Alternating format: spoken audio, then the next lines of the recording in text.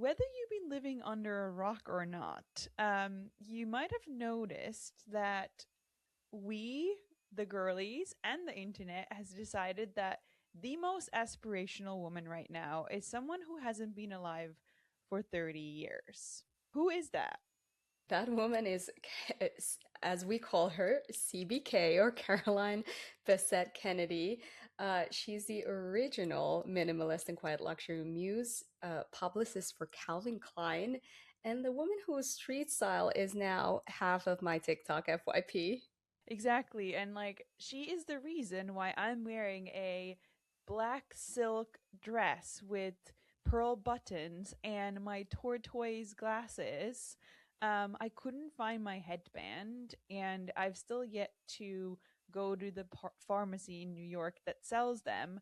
But she has me in a chokehold, stylistically. Has she had an influence on you, and have you watched the series? So don't worry, first off, when you're in New York, I will take you there. We'll have a fabulous 90s New York afternoon. Maybe we'll do some dirty martinis as well. It has certainly influenced me as well. And as we all know, I am a sworn maximalist. So this is as minimalist as you'll ever see me. I had to throw in a little bit of a charm necklace to still feel like me. But actually, in preparation for this episode, I trimmed my hair and I put this colored mask on for like a subtle honey blonde. So I am all in. I have been watching the show on Hulu, Love Story by Ryan Murphy, and it really has taken the internet by storm. But I think it's bigger than just a hit series. This is a cultural Yeah, movement. I agree. And you're listening to House of Content, and today we're going to be unpacking really like why the internet is obsessed with the 90s and why Carolyn Bessette and JFK Jr. are at the heart of this entire conversation.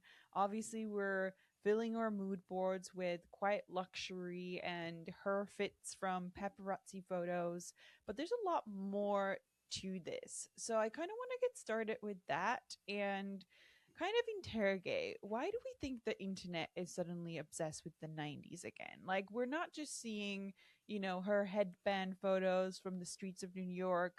We're seeing a lot of different fashion cues, but also beyond fashion, seeing that there's this draw to the 90s.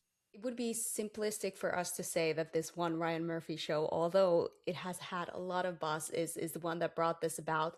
I actually was at dinner with some marketers last night, and the head for social listening at Gap actually had some really interesting things to say about this. And it's this revival of American minimalism, sportswear, and denim. It's an undercurrent that has been very present in fashion for, I would say, at least for a couple of seasons. So there's nothing quote unquote new there. What I would also say is that it is also a cultural return back to America's excellence, I would say, because if we look at the brand that our country has today, as an American, this is actually the first time that I'm probably saying as an American, which feels Wow. weird, but that is what I am now. As an American, I certainly yearn the days when we had the unofficial royalty that is the Kennedy family, where American style, American culture, and also the whole vibe and aesthetic, it was almost regal in a way. And now, right now, if we would look at the brand that this country has today, we're really far from that. And I've actually like laughed at a couple of the TikToks where it's like you think you're CBK, but actually you're giving more Caroline Levitt, where I'm Mm-hmm. not even gonna comment on that rabbit hole. But I think it summarizes pretty well the juxtaposition that has pushed this tendency as well. Yeah, and I think it is interesting that obviously this love story is romanticized and things were a lot more complicated even back then. But we look back at the 90s as, a moment in time where things were a lot simpler. There were fewer cameras and fewer opinions.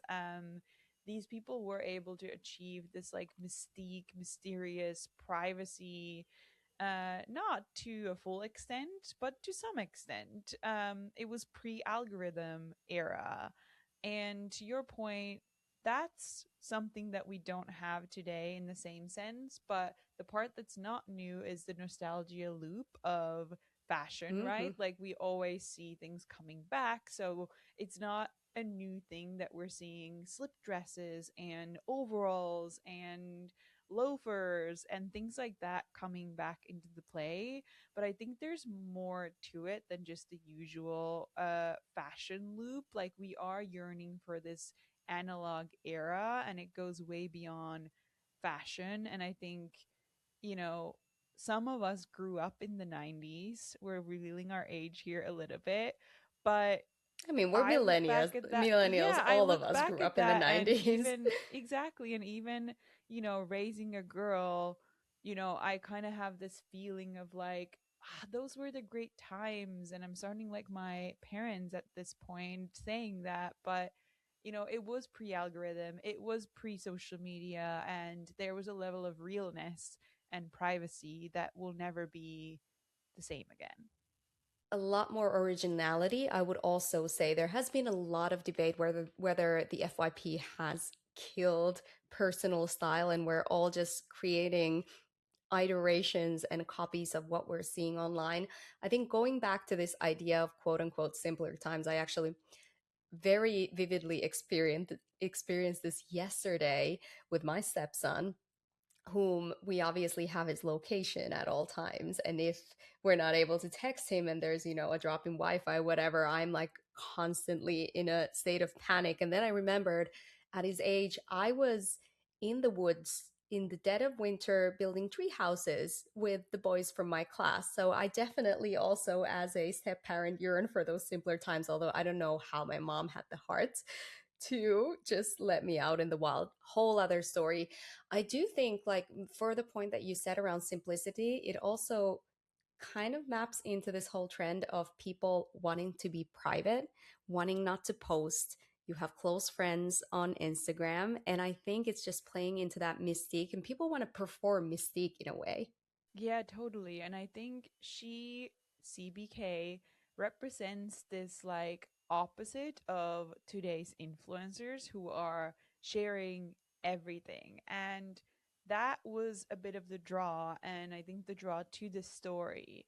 And she kind of did have her brand together so that there were things like the fashion and the way that she went about things that were unique to her. But I think it's interesting to look back at how obsessed we are with it now, and her being sort of, yeah, the OG quiet luxury influencer. I think what's funny is that a lot of people are saying that she would be this ultimate Pilates girl, and then people who know the story deeper are rebuking that completely. They're like, no, this girl would not be seen dead at like a hot Pilates studio in New York City. She's not a matcha girl. She was a party girl. She was in the scene. She was extremely private, but she wasn't really about this whole like clean girl life. And even calling her style minimalist, I was watching this one video again by one of the pod's favorite creators, Alicia Berman, and she was recounting how her minimalism actually deviates from the 90s minimalism in a sense that she was very avant-garde. She would oftentimes wear multiple pieces from a single collection from Yoji Yamamoto. So very advanced and very unique sense of style. And she carved this niche. And so I think just saying that she's simply minimalist, I would say is very reductionist. And I think actually, if we look at her, there's so many more layers to the image and persona and style that she crafted.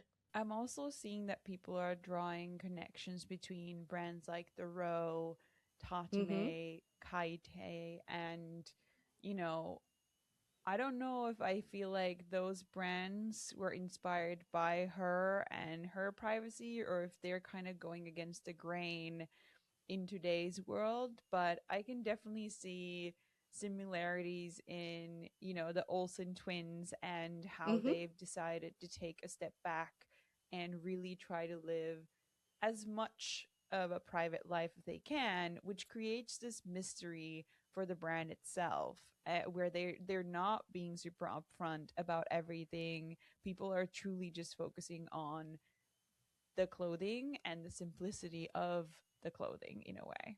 And so CBK actually wrote the playbook so that the row could run, or Mary Kate and Ashley could I run. mean, that's what I'm kind of getting to, but I'm like, who inspired who?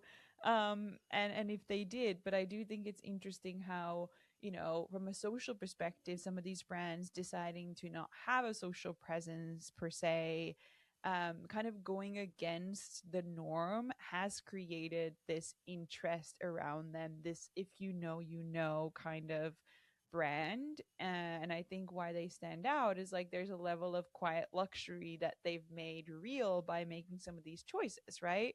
And so it's interesting to think about that.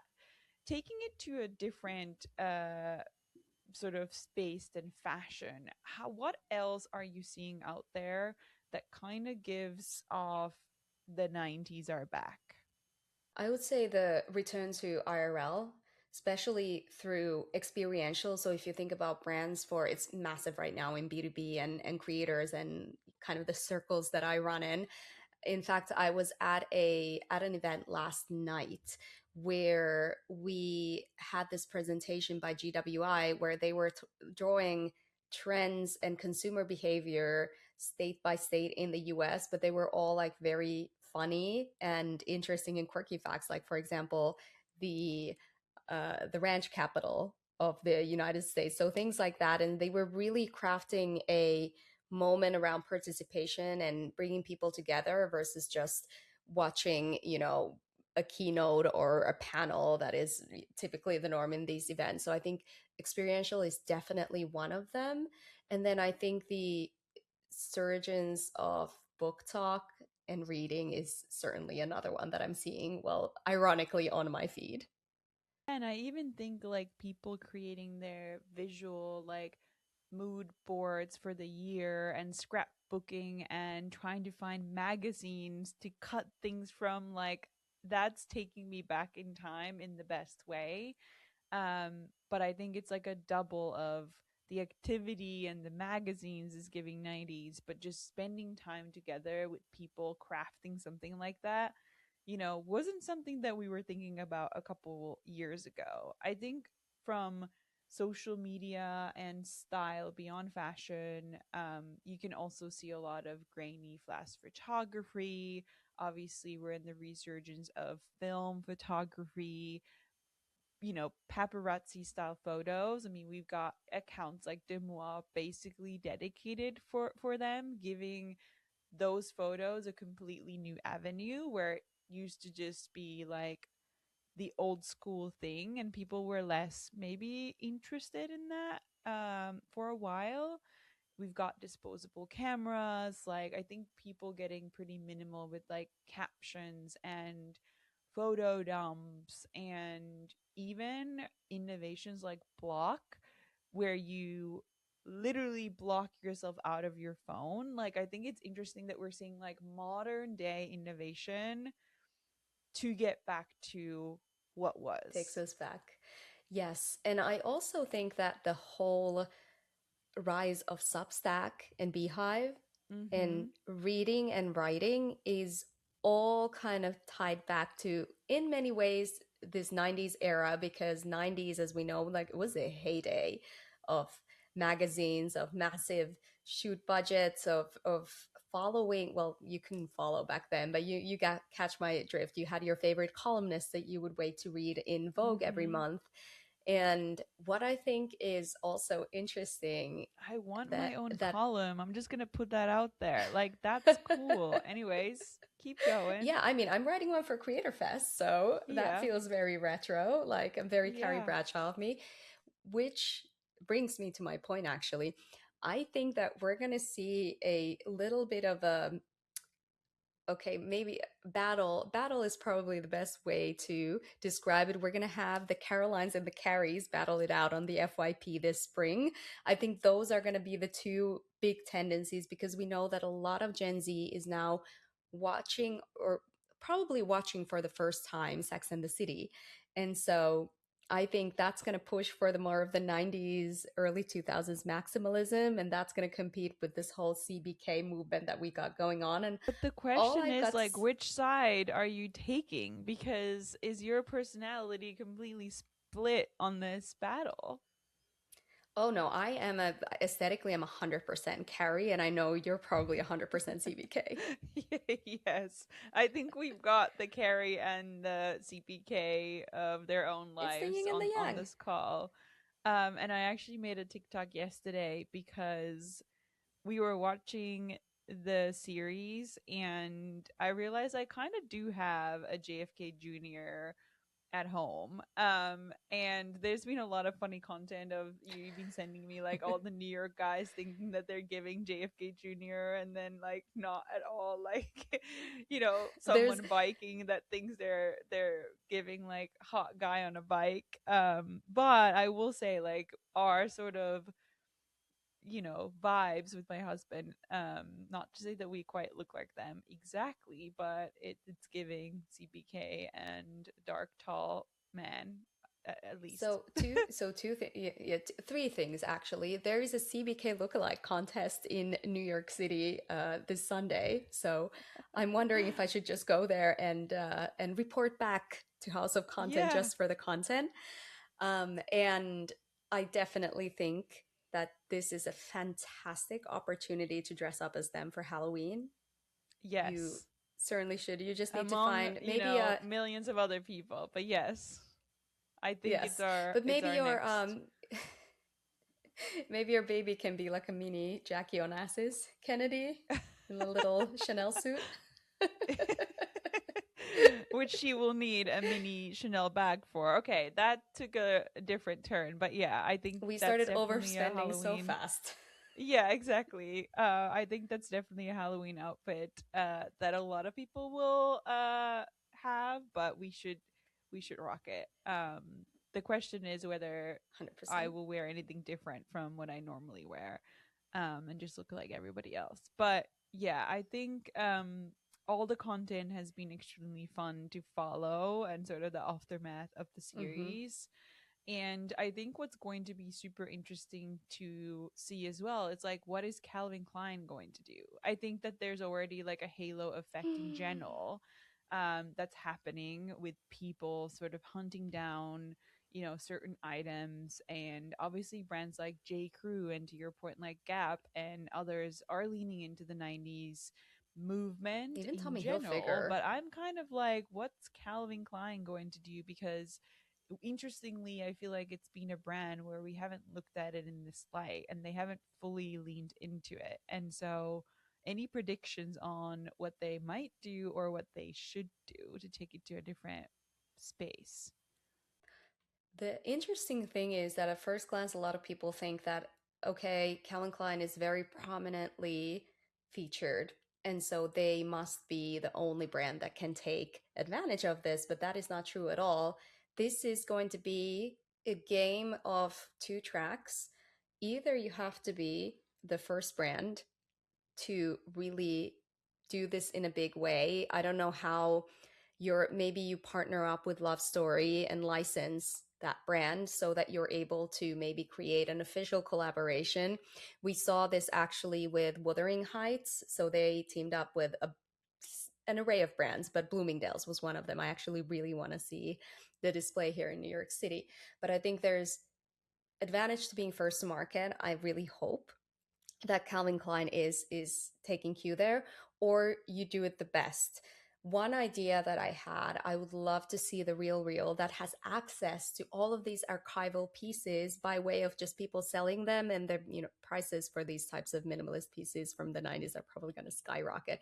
But either way, I know that they've done some content for their Real Girl Substack already around this. I think I'm pretty sure I saw it. But outside of that, this would be such a fantastic campaign to perhaps bring all archival pieces and shoot a spring campaign or do some type of content series even around this. And I think there's just so many brands that can take part that have the heritage. Maybe they should go to this lookalike event and recruit a couple people to be in their campaign. So there's an idea for them. But I do think That that would be Road iconic. again hit the slam dunk in having Sarah Pigeon in their latest Oh, she's campaign. the new it I don't girl. know if you've seen that, but I do Yes, I think that have. they are doing such a great job, putting work out at the right moment. I love that they leaned into, their pink world versus just trying to like show her in the character as well. But Hmm. I think that's some like genius marketing moment thinking there that took preparation. It's not reactive in a performative way. I think like them attaching themselves to her is extremely smart.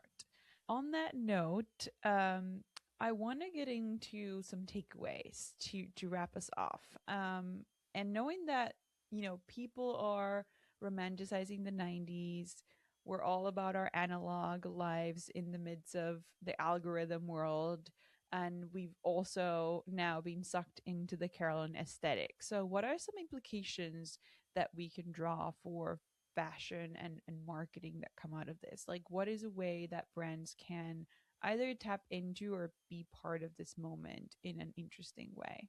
I think you need to approach it from a lens of world building. I was very inspired again by Wuthering Heights. I actually wrote a Substack on it and how they're building that world and drawing from many different references, both external but then also in the movie, and how brands are playing into that. For example, we know that John John was a massive biker, and so City Bike, hello, that's already your angle. Create a campaign around that. Maybe you'll actually have like 50 of the lookalike JFK Juniors like biking around in city bikes. That would be an iconic campaign. But I think the takeaway is that it doesn't need to be in the actual vertical that is perhaps the most essential or central for the story. Think about Airbnb perhaps doing East Coast manors or houses that you can rent in the Hamptons or in areas that very much read this quiet luxury. Or it could even be 1-800 Flowers doing a special orchid collection together with Calvin Klein, as famously they would only have white flowers in the office. But there's just so many directions that you can take cue and be really creative, and also tap into that moment without having to even get maybe copyright rights or franchise rights or official brand partnerships. Like, you can borrow in a very tasteful way. You just need to be roundabout about it, I guess. Yeah, I love those. And watching the series, all I could think about is like, my husband needs to up his game. Like, if I'm mad at him, I want him to keep sending flowers. If we're returning to the office, let's return to the office, like for real. Send me flowers, send me messages through multiple flowers until I respond. Like, I think there's also some fun that could be had with stuff like that, whether that's in the content world or to your point, like flower shops chiming in. Bring back the art of But pursuit. bring back the pursuit, okay? So hopefully he's listening to this. Probably not. I'll send it But to I him, think don't worry. that's yeah, exactly. But I thought that was fun, and I do think that this notion around mystery creating desirability and interest is interesting. Like there are fashion brands that we mentioned, like the Row, Kaite, even like the Finnish Almeda label. Like I think they're leaning into it from a fashion POV, but also taking that further. Like the Row is maybe the closest example of like not leaning into like you have to have every social media and you have to have you have to be constantly posting and explaining yourself. And I think that I want to see more mystery brought into other aspects and industries than fashion as well. Sell me the vibe, then sell me the product, and don't make the vibe the same as everybody else. Is that's maybe the only watch out that like yes, we're all dressing the exact same now. We all are Amen getting to the that. same headband, but like that's not really the takeaway here. I think you could also take it as she had an amazing brand. What's yours? Uh, and that's what was partly iconic about it. And I think So, last thing to close out, I would say, is what we should do is think about what is the layer of participation for your audience. Just like what we did today, right? For this podcast, we dressed up, we got in the vibe, got in the mood. What is the mechanic that you're inviting your audience to participate as well? yeah, I love that. So to wrap it off, in 2026, really the most powerful brand strategy is maybe showing less. And I kind of want to leave it at that. And you're listening to House of Content, and we'd love it if you reviewed us, you shared the episode with someone you think is going to enjoy it, and we'd love to see you next time as well. And send us your CBK outfits.